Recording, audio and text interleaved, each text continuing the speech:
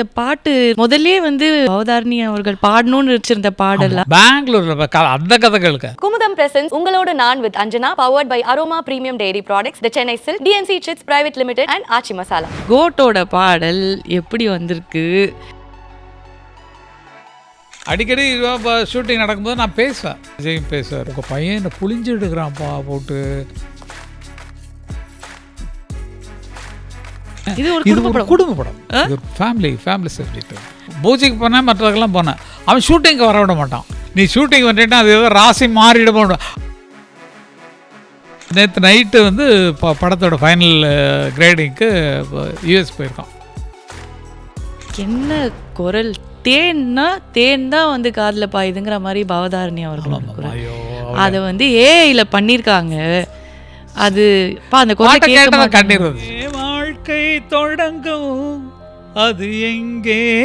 இப்போ இந்த பாட்டு இருந்தது இல்லை சார், இது வந்து முதல்லயே வந்து பவதாரணி அவர்கள் பாடணும்னு வச்சிருந்த பாடலாம். இது நடந்த அப்புறம் தான் ஏஐ பண்ணாங்களா? பெங்களூர்ல அந்த கதைகளுக்கு எல்லாம் பாதையெல்லாம் மாறி வரும், பயணம் முடிந்து விடும்.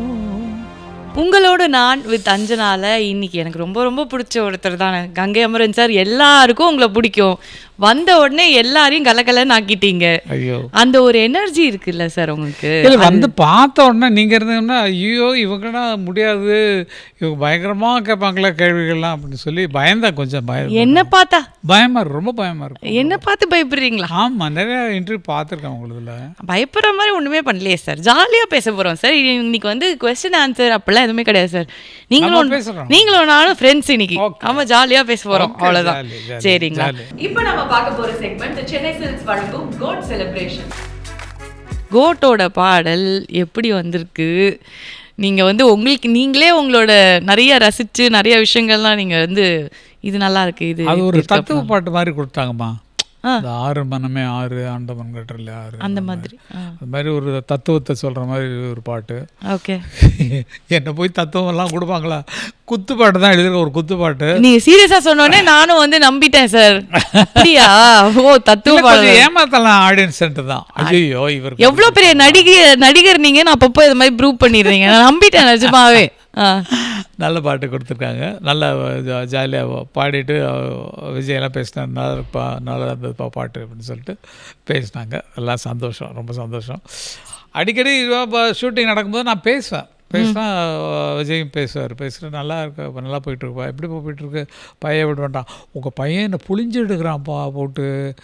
ஆனால் ஜாலியாக இருக்குது, நல்லா இருக்குது, செம்மன் இருக்குது, டோன்ட் வரி அப்படின்னு. ஆக்சுவலி விபி சார் வந்து பிழிஞ்சு எடுப்பாருங்கிறது வந்து எங்களுக்கு நியூஸாக இருக்குது சார். இல்லை, காமெடியாக தான், அவங்க வேலை செய்கிறதே தெரியாது. அதுதான் சொல்கிறேன், சுத்தமாக தெரியாது, ரொம்ப ஜாலியாக இருப்பாங்க. குரூப் என்ன, பிரபுதேவா, பிரசாந்த், இப்படி வர்றது குரூப், பிரேம்ஜி, இவங்க எல்லாம் சேர்ந்தாங்கன்னா ஒரு கூத்து தான். நெக்ஸ்ட் ஜென்ரேஷன் அப்படியே வந்து செட் ஆயிடுச்சுல, உங்களை மாதிரியே ஒரு குரூப் அழகா வந்து அவங்களோட ஃப்ரெண்ட்ஷிப் எல்லாமே. ஆமாம், அது விட மாட்டான், அது அந்த நட்புக்கு மரியாதை கொடுத்து அவங்களாம் வந்து நடந்தது. அதாவது தமிழ் சினிமா ரசிகர்கள் எல்லாரும் ரொம்ப பெருசா எதிர்பார்த்துட்டு இருக்கிற படம் வந்து கோட். இதுல வந்து முக்கியமா அதாவது ஒரு ஃபேமிலி ஃபிலிம் மாதிரி வந்து எங்களுக்கு அந்த ஒரு ஃபீலிங் வந்து கொடுத்தாச்சு. ஏன்னா சார் நீங்கள் வந்து பாட்டு எழுதியிருக்கீங்க, டைரக்ஷன் ஒரு மகன் இன்னொருத்தர் நடிச்சிருக்காரு, இசை அந்த பக்கம் இன்னொரு பையன். ஸோ இவ்வளோ அழகான ஒரு குடும்ப படம். அது எல்லாம் ஆக்ஷன் நினைக்கிறீங்க நீங்க, இது ஒரு குடும்ப படம், ஃபேமிலி சப்ஜெக்ட். எனக்கு ஒரே ஒரு விஷயம் ஆனால் சார் கேட்கணும், குத்துப்பாட்டு தளபதி அப்படிங்கும்போது அந்த டான்ஸும் அந்த வைபும் வேற மாதிரி இருக்கும். அந்த மாதிரி பாட்டு எழுதி கொடுத்துருக்கீங்க. என்ன சொன்னாரு கேட்டு சொல்ல முடியாதா? இல்லை, சொல்ல முடியாது. நல்லா இருக்குப்பா, நல்லா இருந்ததுப்பா, எடுத்துகிட்டு இருக்கோம். எனக்கு இப்போ வெங்கட் பிரபு மட்டும் என்ன பண்ணுவான், டேய் நான் ஷூட்டிங் வரேன்டா, விஜய் ஷூட்டிங் பார்க்கணுன்ற. பூஜைக்கு போனேன், மற்றவர்கள்லாம் போனேன். அவன் ஷூட்டிங்க்கு வர விட மாட்டான். ஏன்னா இத்தனை படத்துக்கு நான் ஷூட்டிங்கு நீ வரல, எனக்கு எல்லாம் நல்லா போச்சு, நீ ஷூட்டிங் வந்துட்டா அது ஏதோ ராசி மாறிட போடும், இன்னும் ஏறண்டா உனக்கு அப்படின்னு சொல்லிட்டு, அதனால் அவங்களுக்கு டிஸ்டர்ப் பண்ண, அவங்களுக்கு ஃப்ரீயாக இருக்கும் இல்லையா, எல்லாம் சின்ன பசங்க விளையாட்டுருப்பாங்க. என்ன அக்கறை இல்லாமல் சுற்றி திரிந்து தான் ஷூட்டிங்கா நீங்கள் அப்படின்னு சொல்லி திட்டிட்டு பயம் இருக்கு. அதனால் நான் ஷூட்டிங் போல் கரெக்டாக நல்லா ஜம்ப் நடந்துட்டு அப்பப்போ விஜய்கிட்ட பேசிக்குவேன், வெங்கட் பிரபுட்ட பேசிகிட்டு இருப்பேன். நேற்று நைட்டு வந்து படத்தோட ஃபைனல் கிரேடிங்க்கு யூஎஸ் போயிருக்கோம். யூஎஸ் போயிட்டு இந்த ஃபைனல் இந்த டிஜிட்டல் ஷாட்டிங் சார், அதுக்கு தான் நாங்கள் எல்லாருமே வந்து வெயிட்டிங். இன்னொரு ஒரு பியூட்டிஃபுல்லான விஷயம் இதில் நடந்தது வந்து, என்ன குரல், தேன்னா தேன் தான் வந்து காதில் பாயுதுங்கிற மாதிரி பவதாரணி அவர்கள் அதை வந்து ஏஐல பண்ணியிருக்காங்க. அது அந்த கண்ணீர் வந்துச்சுப்பா எல்லாத்துக்கும். அண்ணனுக்கும் சரி, உங்களுக்கு அண்ணனும் ஒரு மாதிரி ஆகிட்டாரு, நாங்கள் எல்லாமே ஒரு மாதிரி ஆகிட்டோம். அது ரொம்ப வருத்தப்படக்கூடிய ஒரு சமாச்சாரம். நல்ல பொண்ணு, நல்ல களங்கமில்லாத பொண்ணு ஒன்று. எங்கே போனாலும் ஊருக்கு கச்சேரிக்கு போனால் நானும் அவளும் தான் காரில் போவோம். காரில் போய்ட்டு என்னம்மா நைட்டு படுத்துட்டு போகலாமா இல்லை நைட்டே கிளம்பிடலாமா, நீங்கள் என்ன சொல்கிறீங்களோ அதுதான் அமரப்பா அப்படின்னோடனே, நீ பின் சீட்டில் படுத்துக்கோ, நான் முன்னால் உட்காந்துட்டுமா, வேண்டாம் 2 பேரும் பின் சீட்லேயே உட்காந்துக்கலாம்னு சொல்லிட்டு அப்படி இப்படியெல்லாம் போகிறது என்னோடய பழக்கம். அப்படி ஒன்றாவே இருந்து ஒன்றாவே வாழ்ந்துக்கிட்டு இருந்த ஒரு பொண்ணை திடீர்னு இழந்தது. அது என்ன, அது ஒரு சோக கதை, அதுலேயும் ஒரு சோகம் இருக்குமா. அந்த பொண்ணுக்கு வயிறு வலிச்சிருக்கு. வயிறு வலிச்சோன்னா அவங்க வீட்டுக்காரர் வந்து டாக்டர்கிட்ட கூப்பிட்டு போயிருக்காரு. வயிறு வலிக்குதுன்றான்னொன்னே, என்னம்மா அங்கேயா இன்னொன்னா, அவன் அங்கே தான் இன்னொன்னா அப்படி இப்படி பார்த்துட்டு, சரி ஒன்றும் இல்லைம்மா நான் மாத்திரை எழுதி தரேன்ட்டு மாத்திரை எழுதி கொடுத்துட்டாரு. இது மாதிரியே ஓடிட்டுருக்கு இந்த மாத்திரையிலேயே கொஞ்ச நாள். அதுக்கப்புறம் ரொம்ப வலி வந்து வலிக்குது தான். அதுக்கப்புறம் கூப்பிட்டு போய் செக் பண்ணி எக்ஸ்ரே எடுத்த போது தான் தெரியும் அவளுக்கு அது. அதை எங்கிட்ட ஃபோன் பண்ணி சொல்கிறாங்க. சொன்ன உடனே வாசுகி தான் வாசுகி தான், அப்பா அமரப்பா இப்படி ஆகிப்போச்சு. ஏய் அதை அவளுக்கு சொல்லாதீங்க, அவள்கிட்ட சொல்லவே சொல்லாதீங்க. டாக்டர் வந்து ரகசியமாக சொல்லிட்டார், இந்த மாதிரி இருக்குது, அதனால் எங்களுக்கு டைம் சொல்ல முடியல, கொஞ்சம் ஷார்ட்டாக தான் இருக்குது அப்படி இப்படின்னோடனே யாருக்குமே பசங்க எல்லாத்தையும் கூப்பிட்டு, வேறு யாருக்கும் இதை லீக் அவுட் பண்ணாதீங்க, பேசாமல் விட்டுடுங்க, பேசாமல் சாதாரணமாக இருங்க அப்படின்ட்டு. நான் போகிறேன்னா வந்து என்ன அமரப்போம் இப்படி இருக்குங்க, நல்லா இருக்கும்.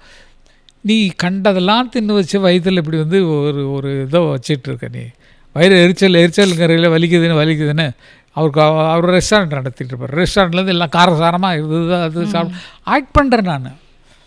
காரசாரமாக அதை சாப்பிட்டு மிளகா பஜ்ஜி அது தின்னு இப்படி போட்டு வயிறில் போட்டு இப்போ எரிச்சலை வச்சுருக்க. இந்த மருந்து இப்போ தான் வந்து சேர்ந்துருக்கேன், அதனால் கொஞ்சம் ஒரு வாரத்தில் அவங்க சரி பண்ணிடுவாங்கம்மா, நீ பேசாமல் இதாக இருக்குன்னா சரி முடிப்பான்னு பேசாமல் இருக்கா. அதுக்கப்புறம் தான் இதை தாங்க முடியல.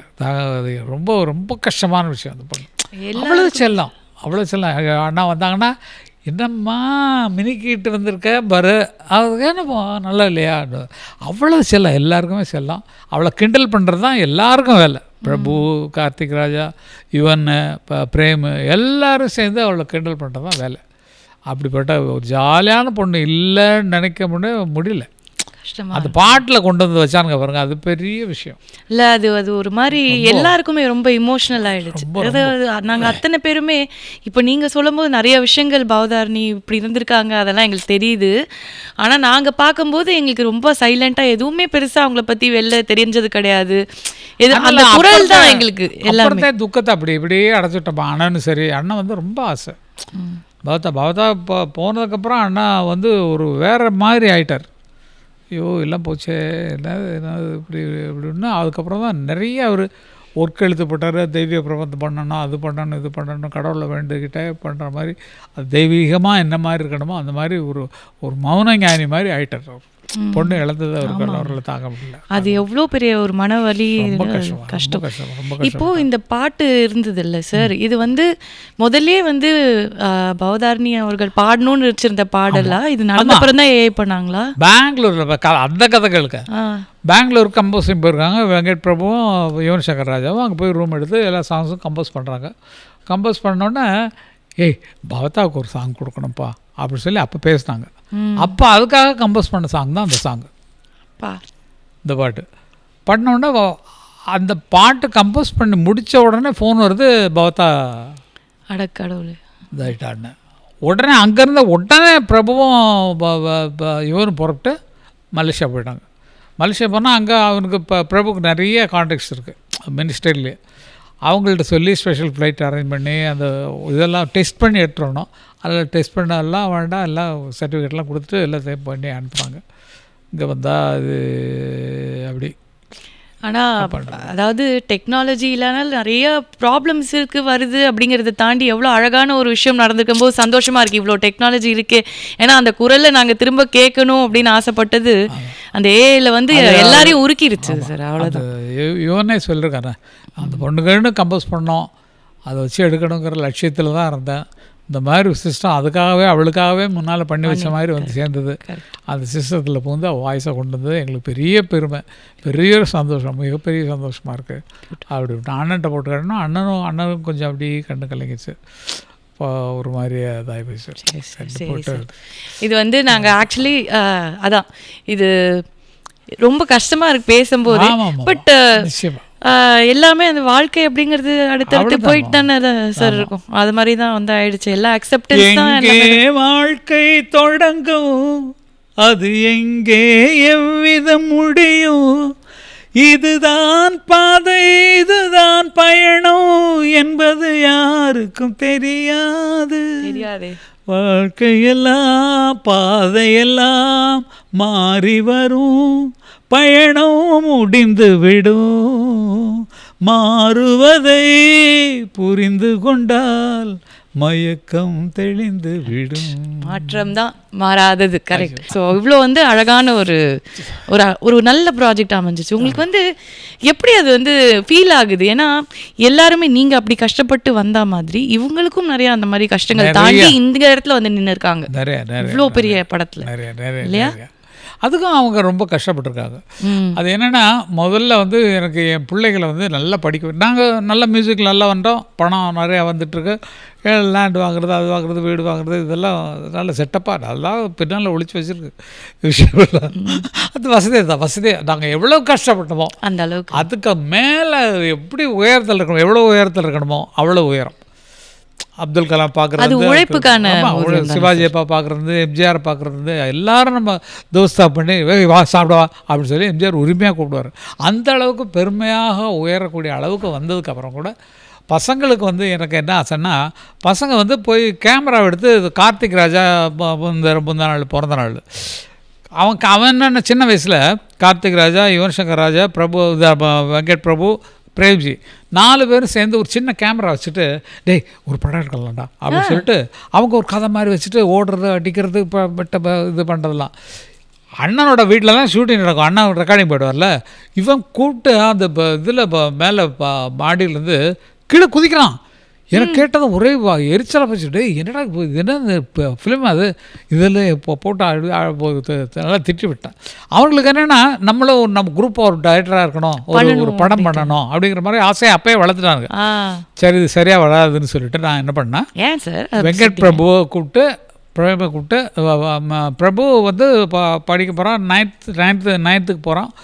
அப்போ வந்து நான் வந்து என்ன பண்ணேன், பாலு சொன்னால் பாலுவோட பையன் வந்து சரணும் படிக்க மாட்டான், இங்கே சரியாக படிக்கலை, எஸ்பி சரண்.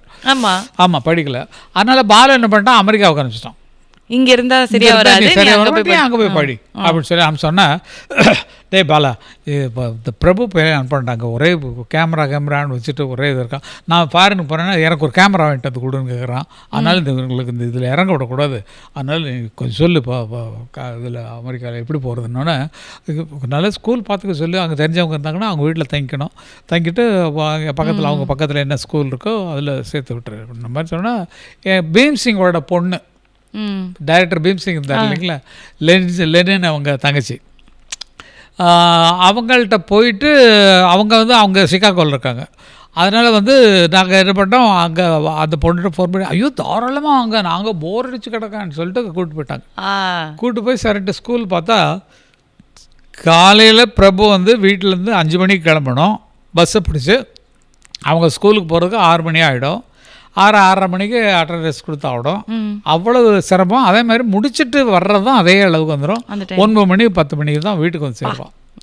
ரொம்ப கஷ்டப்பட்டான், அவனும் படிப்பில் ரொம்ப கஷ்டப்பட்டான். நல்ல இதை அக்கௌண்ட்ஸ் தான் படிக்க வச்சோம். பட் எல்லாமே பண்ணாலும் அந்த வந்து கலை, அந்த சினிமா அப்படிங்கிறது ஒன்று ரத்தத்தில் ஓடுது இல்லை, அது வந்து கரெக்டாக வந்து ஒர்க் ஆகி ஒரு இடத்துல நம்மளை கொண்டு போய் என்ன பிளான் பண்ணா பாருங்க. அவன் வந்து என்ன பண்ணா, சரின்ட்டு இதெல்லாம் பண்ணோன்னா நாங்கள் வந்து கொஞ்சம் ஒரு ஒரு இங்கேருந்து என்ன முடியுதோ நல்லா ஆரம்பிச்சு டெய்லி ஃபோனில் பேசிகிட்டு இருப்போம். அந்த பில்லே நிறையா வரும். அப்போ அவன் என்ன பண்ணால் கொஞ்ச நாள் எனக்கு கொஞ்சம் ஒர்க்கு கொஞ்சம் டல்லாக இருந்தவுடனே அவன் என்ன பண்ணால் நம்மளும் ஏதாவது வேலைக்கு போனா என்ன அப்படின்னு சொல்லிட்டு சினிமா தியேட்டரில் போய் டிக்கெட் கிளிக்கிற வேலைக்கு போயிட்டோம். எதுக்கு படம் பார்க்கலாம்ல. கரெக்ட். ஆமா, சினிமா ஆசையை வளர்த்துக்கிறதுக்கு 2 in 1. ஆமா, இப்படி வேணான்னு சொன்ன இடத்துக்கு சினிமாவில் போய் பார்த்தா அந்த படம் பார்த்து இந்த படம் பார்த்தா ஐயோ ஸ்டீவன் ஸ்பீல்பர்க்லாம் போய் அசிஸ்டண்ட்டாக சேர்ந்தா அப்படி இருக்குமே இப்படி இருக்குமேங்கிற கனவெல்லாம் காண ஆரம்பிச்சிட்டான். காட்ட அது மாதிரி தன்னோட சினிமா ஆசையை வளர்த்துட்டான். அதுதான் வளர்த்தனால தான் இங்கே வந்தான். கண்டிப்பாக இங்கே அது எனக்கு தெரியாது. இவன் சினிமாவில் வரது தான் இந்த பிளான்லாம் பண்ணுறான்னு சொல்லி நீயே அக்கௌண்ட்ஸ் படிச்சிருக்க, அதில் பெரிய அக்கௌண்ட்ஸ் ஆஃபீஸராக வந்து பெரிய ஒரு ஆஃபீஸ் வச்சு நீ வந்து நல்லா இருக்கணும், அதுதான் என்னோடய ஆசை அப்படிங்கிற மாதிரி சொல்லி இது பண்ணுறேன். ஏன்னா உள்ளுக்குள்ளே அவன் எல்லா சினிமா ஆட்களை பார்க்குறது அது பாட்டுக்கு அது ஒரு ப்ராசஸ் தனியாக சைடில் போயிட்டே இருந்திருக்கு. நீங்கள் சொல்கிறது சொல்லுங்கள், நீங்கள் சொல்கிற கணக்கு வேறு, நான் என்னோட கணக்கு அங்கே இருக்குது அப்படின்னு அவர் வந்து பண்ணி இருந்திருக்காரு இல்லையா. அதனால சினிமாலே பிடிச்சி சமுத்திரகனி ஒரு படம் எடுத்தார். அவர் எஸ்பி சரணம் நடித்த ஒரு படம். கரெக்ட், சொல்லுங்கள். அதுதான் அந்த படத்தில் நடிக்கிறான். ஷூட்டிங் முடிச்சு லேட்டாக வரான். ஒரு 10:30 மணி 11 மணிக்கு வந்தோன்னே நான் பிடிச்சி கத்துறேன், ஒன்றும் சினிமா வேணான்னு சொன்னேன். கேட்குறியா போய் 11:30 மணி 12 மணி வரைக்கும் உனக்கு எதுக்குடா வேலை, அது உனக்கு என்ன இப்போ என்ன குறைச்சல், வீட்டில் என்ன குறைச்சல் உனக்கு, நீ போய் வேலை செஞ்சுட்டு வரணுன்னு இருக்கா அப்படின்னா ஆய்வுன்னு கத்துறோன்னா பேசாமல் இருக்கான். பேசாமல் மௌனமாக தான். அதுக்கப்புறமேலு சமுத்திரக்கணி இல்லைப்பா இன்றைக்கி நைட் சீன் எடுத்தோம், அதனால தான் கொஞ்சம் லேட்டாகி போச்சு. இல்லைப்பா இவங்களுக்கு சினிமாவே வேணான்னா நீ பாட்டு சினிமாவில் இழுத்து விட்டான்னு சொல்லி சினிமாவில் சேர்றதுக்கு எதிர்ப்பு டயலாக்லாம் விட்டான் ஃபுல்லாக. அங்கதான் நீங்க வந்து அந்த ஸ்ட்ரிக்ட் ஃபாதரா நடந்திருக்கீங்க. இவ்வளவு ஜாலியா இருந்துட்டு அந்த இடத்துல ஒரு நடிப்பை பயந்துட்டாங்க, எல்லாம் பயந்துட்டாங்க. அப்பா ரொம்ப கோவத்தில் இருக்காரு. சினிமா இந்த சீரியலோட முடிச்சுக்கிறப்பா, நான் ஒன்றும் டிஸ்டர்ப் பண்ணலன்னு விட்ட உடனே என்னாச்சு, ஒரு சீரியல் ஆக்ட் பண்ணான் அந்த சீரியலில். அதனால் அது விட்ட உடனே என்னாச்சு, எஸ்பி சரண் 2 பேரும் சேர்ந்து தானே நடித்தாங்க. பிரபு பையன் வந்து என்ன பண்ணிருக்கான், சரண்கிட்ட போய் ஒரு கதை சொல்லியிருக்கான். அதான் 6 lakhs சென்னை 28. அந்த கதையை சொன்னால் நீ அப்பாட்ட வந்து சொல்லிட்டா, இது வந்து அப்பாவை எடுக்க சொல்லலாம், அப்பா ப்ரொடியூசர் தானே எடுக்க சொல்லலாம்னா இவன் போய் எனக்கு தெரியவே தெரியாது. ஸோ போய் பாலுகிட்ட போய் சொன்னோன்னே நல்லா இருக்குடா எடுத்துருவேன்னொன்னே எடுத்துருவேன் அங்கிள் அப்படின்னோன்னே சரின்ட்டு போட்டு எடுன்னு சொல்லிட்டு, இந்த பசங்க தான் எங்கள் ஃப்ரெண்ட்ஸை வச்சு தான் படம் எடுக்கிறேன், அதனால செலவெல்லாம் ஒன்றும் ஜாஸ்தியாக வராதுன்ட்டு தான் பாலு எனக்கு ஃபோன் பண்ணான். என்னடா உன் பிள்ளை இவ்வளவு பொண்ணு கூட பயங்கரமான புத்திசாலியாக இருக்கான், என்ன இப்போ என்ன கதை தேவையோ அந்த மாதிரி ஒரு கதையை என்கிட்ட சொன்னான்டா, ரொம்ப நல்லா இருந்தது, அவனை பண்ண சொல்லிட்டான். அவனை எதுக்குடா இப்படி பண்ணுறீங்க அந்த மாதிரி வேணான்னு சொன்னால் எல்லா பக்கமும் வந்து ஆமாம் அதுக்கிட்ட சேர்த்து அதுக்கப்புறம் போனால் அதுக்கப்புறம் தான் அவனோட கதை ஃபுல்லாக உங்களுக்கு தெரியும். அன்னிலேருந்து நோ லுக்கிங் பேக். என்ன பிளாக் பஸ்டர், அடுத்து வந்து அதிர்ஷ்டம் பண்ண ஒரு ஃபேமிலி பா, நிஜமாவே இந்த ஃபேமிலி ஃபுல்லாகவே நினைச்சீங்கன்னா அதிர்ஷ்டங்கிறத தாண்டி உழைப்பு எக்கச்சக்கமா இருக்கு, தெய்வ அனுகிரகம் இருக்கு. அது இப்போ இன்னொரு அனதர் பிளாக் பஸ்டர் லோடிங் தான் நாங்க வந்து வெயிட் பண்ணிட்டு இருக்கோம் கோட்டுக்காக. அப்படி அண்ட் இந்த தொடக்கம் பத்தி அழகா சொன்னீங்க. அந்த இன்னொரு ஒரு அழகான தொடக்கம், அது வந்து அழகான தொடக்கம்ங்கிறத விட அதிர்ச்சியான ஒரு தொடக்கம்.